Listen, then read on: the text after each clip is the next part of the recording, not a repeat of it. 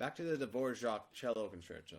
I have most of what you're seeing on the page right there is something that I have been practicing with already, but I could still use some more fine tuning with it.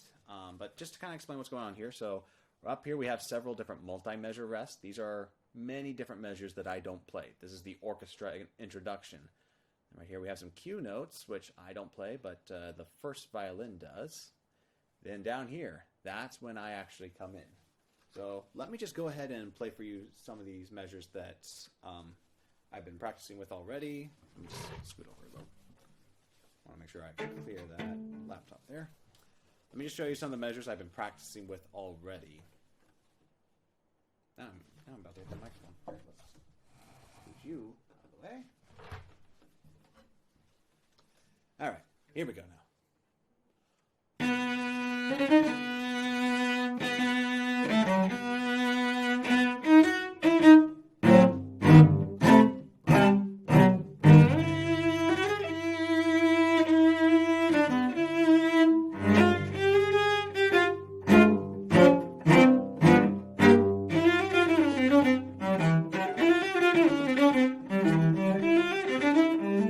Okay, so around there, that was the last time I had gotten some practice.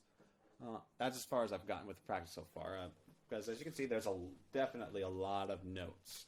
But also with some of the things I observed of my own playing right now, there are lots of double stops here, and I was able to get through some of them, but there are definitely some that I wish could be a little more clean and clear, okay? So I'm just going to go ahead and focus first on these double stops right here. So one of the things I want is just a nice clear tone, nothing of this heavy scratchiness. So let's see now. I'm just going to focus on one double stop right at a time until I get the tone quality I want. Okay, I'm liking that one. If it doesn't sound too pleasing, let's first take a look at what kind of double stop we have, or what kind of chord we have. So here, for those of you who know music theory, let's see, I'm actually looking at this one right here. So we have A, F sharp, and C, F sharp to A. Okay, so that's actually a diminished chord right there. So it's going to have a little bit of a dissonance to it. Not a whole lot, but probably enough that's not as pleasing as, say, well, do we have a major in there somewhere? Well, I'll point one out, a major chord out too once we get it. But so we have the first chord here. That's that one right there. Now I got it.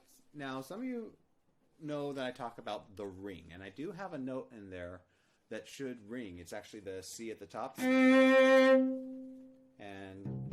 got my C string down here. So if I play the C in tune, then it should make my C string resonate a little, and I do hear a little bit of that. So good. Now I know that C's in tune. I have this A down here. That should cause my A string to resonate. Good. So I got those two checked.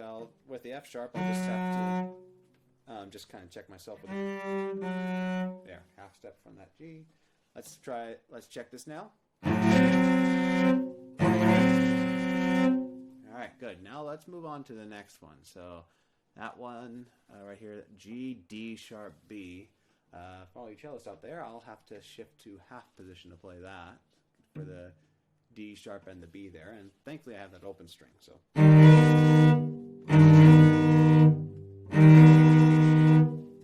okay, so with that, let's see, G to B.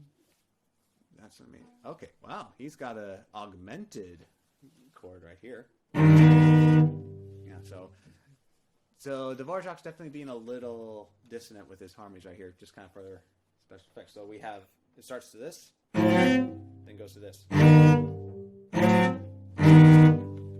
you could say he's using some special effects on the cello. Now, I got these pretty good separately. Now I'm going to start going back and forth between them because I do have to shift for that, but I want my transition to the different double stops to be smooth. Okay, I'm liking that shift there. I do think I need to get my lower string resonating more, just so that we hear all three notes and not just the top two of both of these. So, okay, yeah, just what I'm doing to get that lower string resonating a bit more, just using the bow a bit longer on those, on the lower two notes. Which, by the way, with double stops, because you do have to kind of push down pretty hard. There are some double stops where you can just push down with your bow and get all three strings. But in this case, I would prefer just doing this where all three notes aren't quite happening at the same time, but close. Close enough that they're still happening within the same beat. Those of you who may have just tuned in, I'm working on these two. Actually, I'm using the wrong word. It's not double stops, it's triple stops because there's three notes. Okay, let's now. So just one run, last run through those. All right, so I was working with these triple stops right here, but I want to move on to these runs right here and all the way down there. Okay, so. So I'm just going to start right, let's see, look back there, right there.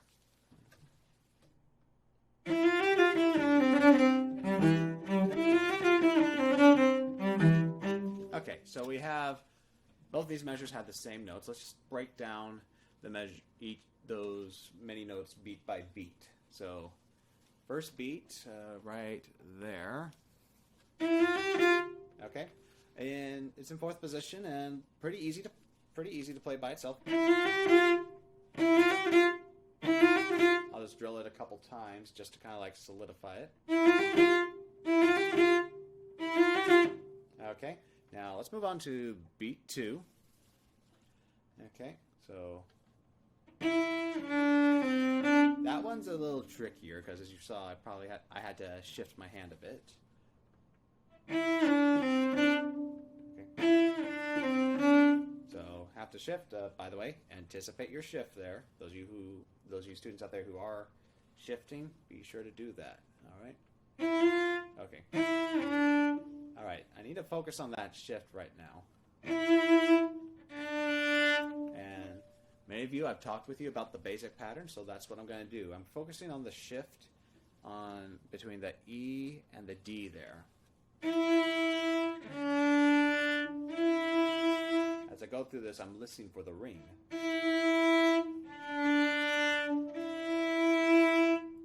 Okay.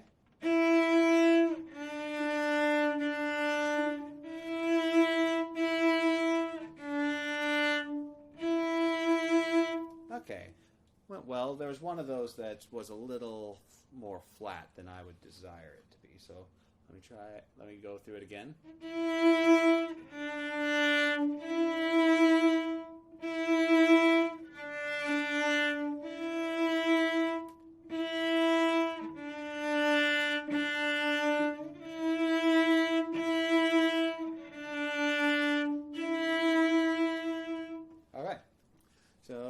Better. I switched to looking at my hand during that one because it's only 2 notes. I don't need to be watching any music, and I can really focus on my hand, watching it where it goes and where it needs to be.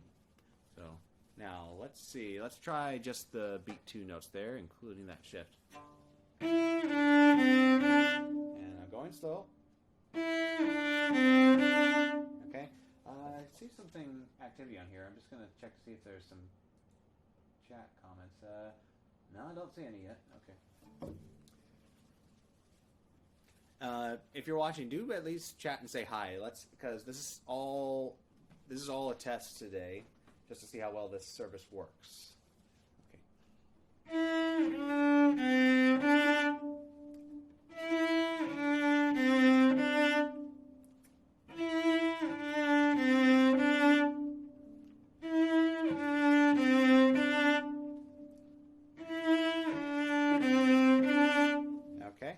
So that's the beat 2. Let's now try combining both of these beats, okay? Here, let me watch the music.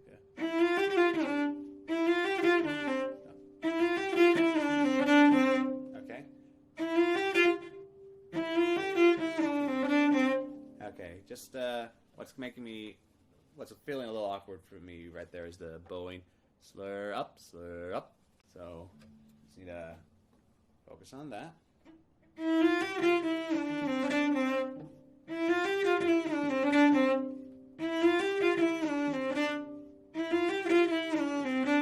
Okay, so I do still need to keep while I use a longer bow for the slurs, I do need to use a shorter bow stroke for those 1/16 notes all by themselves, because as many of you know, short notes, short bows.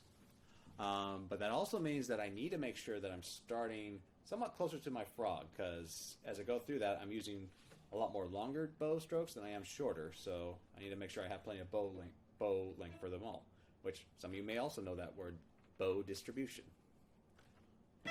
Oops. Yeah, see? I definitely ended a lot farther from my bow. Okay, see, that's where I am with that first one. And now I'm further up the bow there, so definitely need to take some precautions to make sure that I have enough bow length for all of those, even though there's some ups and downs in them all. Okay. Alright, so the 16th notes, I'm liking those. Alright, and I'm kind of already going on to the C that's on beat 3. So let's take a look at beats 3 and 4. Not too difficult. So they're slurred and staccato, so I just need to make sure to actually stop my bow in the middle of those slurs to get the staccato effects.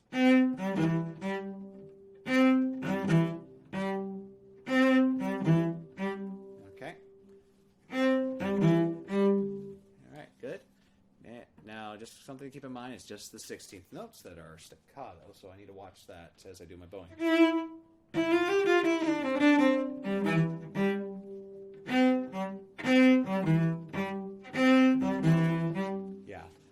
I already just caught myself in that mistake where I'm putting staccatos on those dotted eighths as well. The only dots on those is the one that lengthens it, not a staccato. So yeah, there, I'm liking that.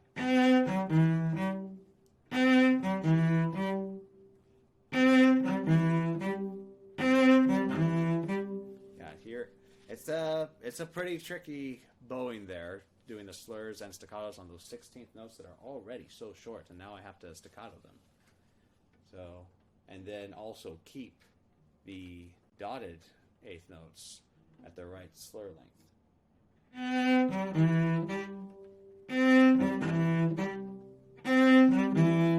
Now, I just caught myself slightly lifting my bow off a little. Now, yeah, see that?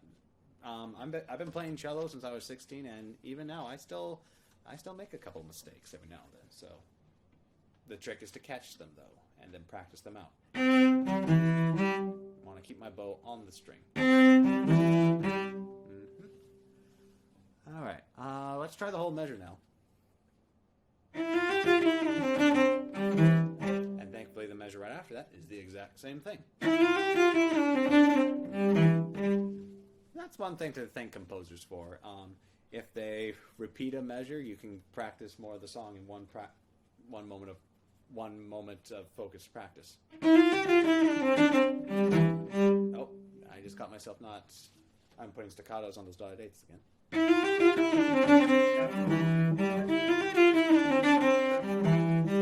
Okay, look at that. Let's just go through both of those measures a couple times.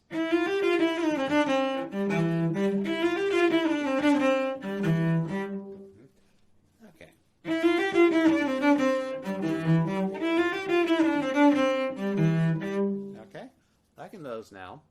Let's move on. The next measure has the next measure is all 16th notes. Okay, let's see. Just got to get the bow over here. Yeah. So again, we're gonna just focus on these one beat at a time. Okay. Now that first beat there's a shift that I have to work on. Yeah, all the way from this G to that C. See that there? Let's see there. So, highest note there, G, and then the lowest note in that beat, C natural.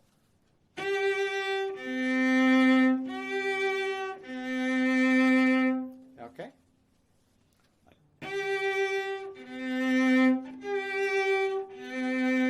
Now, I was saying that there's two ways to practice the shift. One way won't work here because if we can play the notes in first position, we can do that first and just listen for what it should sound like.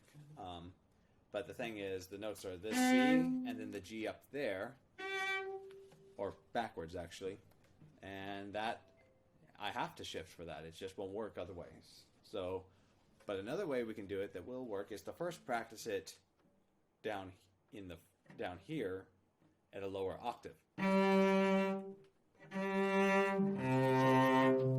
right. So, yeah, I can listen to that. I can play that easily there, and I can just listen for what it should sound like. And you know what? I just realized something.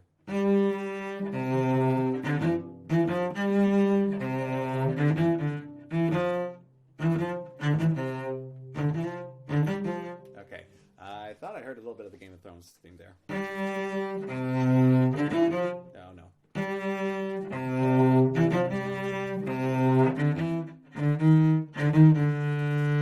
Something like that. But that's another way to help you with practicing interval shifts. If it sounds like another song that you're familiar with.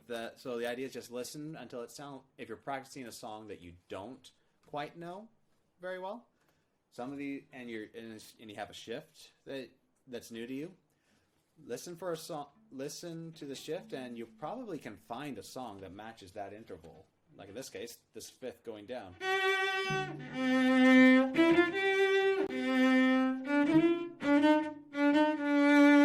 But I'm not practicing that one. I'm practicing Dvorak. Yeah, I haven't seen that show. I like the music more than the show, so. I'm just going to do the basic pattern for this shift again.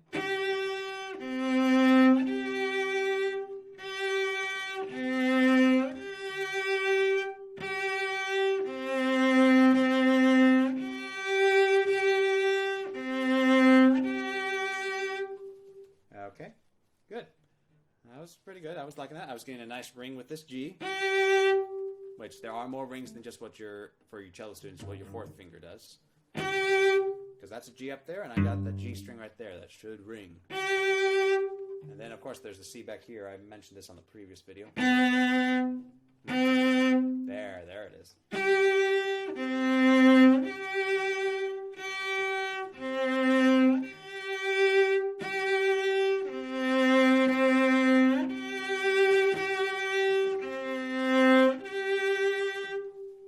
All right, good.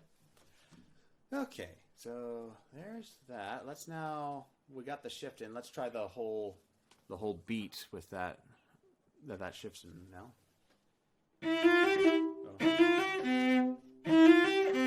Slow it down.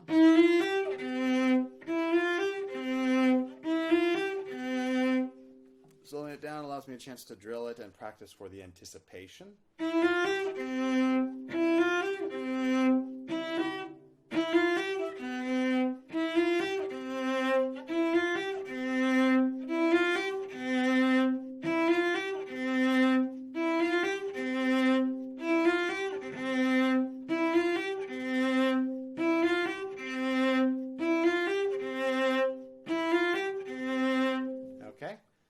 That's drilled a couple times.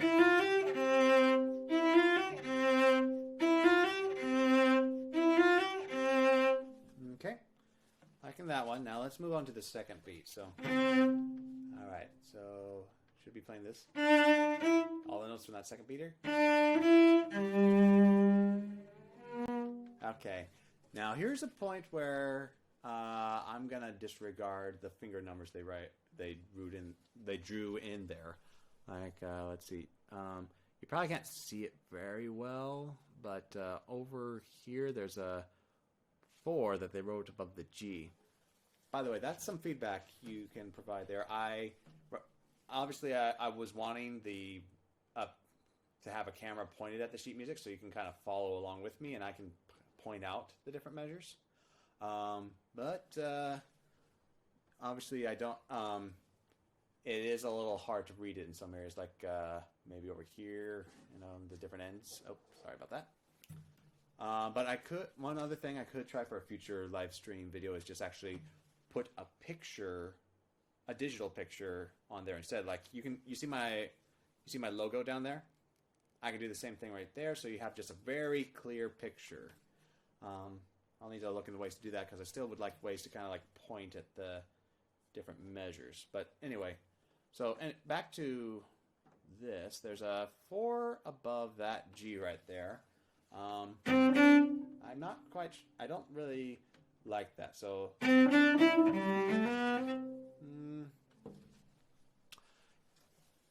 main reason because it's causing me to go back to first position and do a string cross. But I think there's a better way.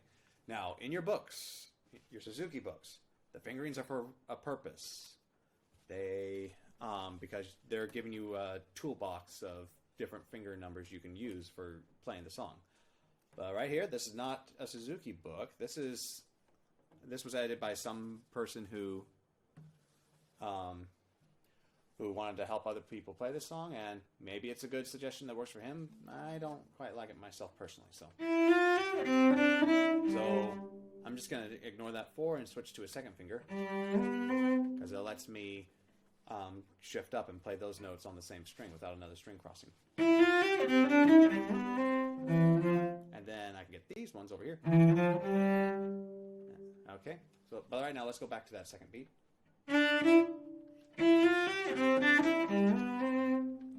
So the second. That's the 6. That's these notes right here on the. There we go on the second beat.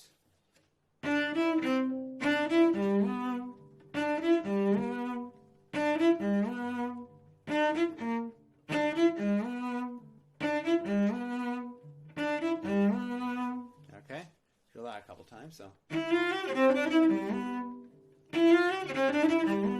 all right, that's probably a good stopping point right there before I lose the live stream again.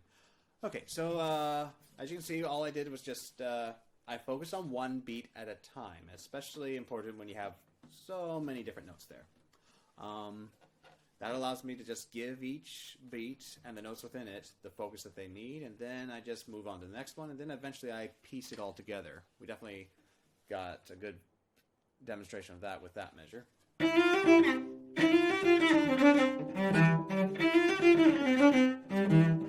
Okay, and that's the way I'm going to do the rest of the song.